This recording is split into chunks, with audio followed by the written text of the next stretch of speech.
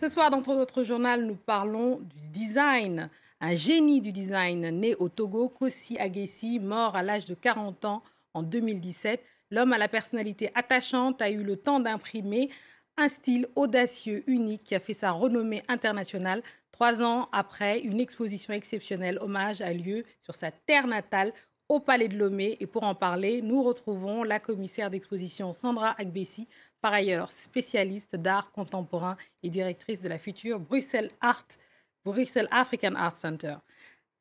Sandra Agbessi, merci de nous rejoindre. Pouvez-vous nous parler de Kossi Aguessi, de l'homme qu'il était tout d'abord?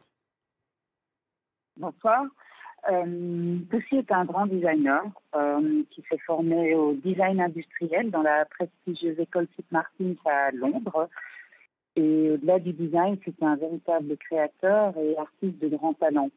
Son approche était pointue et minutieuse. J'ai pu récolter des témoignages de personnes qui l'ont accompagné tout au long de son processus de création et de réalisation de certaines pièces, qui m'ont expliqué qu'une fois en atelier, rarement, voire jamais, il n'avait été confronté à un tel niveau de précision et de minutie au travers de toute leur carrière.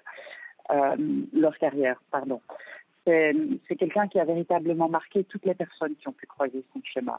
C'est un personnage unique, exceptionnel à la fois. Ross Lovegrove, qui est un autre designer de grande renommée qui a marqué notre époque, a pu me livrer un témoignage sur Kossi et a dit notamment que Kossi était un homme magnifique, rare et inimitable, avec un talent dont le monde avait besoin. Et alors, dites-nous, comment est née cette exposition qui est au Palais de Lomé en ce moment? En fait, j'ai eu la chance de rencontrer Kossi une année avant qu'il nous quitte. On avait commencé à travailler sur un projet de publication. Puis il est parti. Ce décès était vraiment un grand bouleversement et soudain. Et quelques mois plus tard, j'ai été contactée par l'équipe, la direction du Palais de Lomé, qui souhaitait lui rendre hommage. Et au travers de cet hommage, c'était de lui consacrer une exposition, sa première exposition individuelle pour inaugurer l'espace design. Donc, très bel hommage, très belle initiative et effectivement une grande chance pour moi de pouvoir travailler sur un tel projet qu'on a mis en place et qu'on a présenté donc, lors de l'inauguration du Palais de Lomé.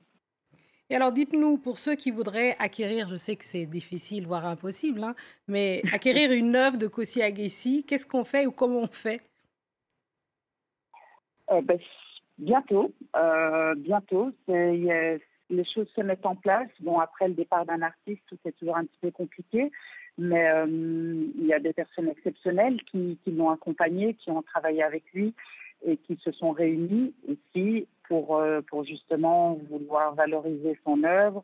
Une structure se met en place avec les ayants droit et les acteurs impliqués, que ce soit des galeries, des photographes, qui l'ont accompagné, qui ont représenté son travail, notamment Joël Vox d'ailleurs, ou Stéphane Giner, photographe français. Et puis plus tard, il y aura une fondation aussi qui verra le jour. Donc ce sera possible, bien entendu, parce que sa représentation posthume doit continuer, parce que son œuvre est intemporelle et doit continuer à être montrée. Oui, évidemment. Bien entendu. Évidemment. Et je signale, merci beaucoup Sandra Agbessi, et je signale vos prochaines publications, les artistes que vous suivez, notamment Diane Chanel, Gopal Danyogo et Fatma Sharfi. Merci beaucoup Sandra Agbessi d'être venue dans le Journal de l'Afrique. C'est ainsi qu'on referme ce Journal de l'Afrique. Merci à tous ceux qui nous ont suivis, et en particulier ceux de Lusaka à Freetown, en passant par Abidjan. Restez avec nous car l'actualité continue sur France 24.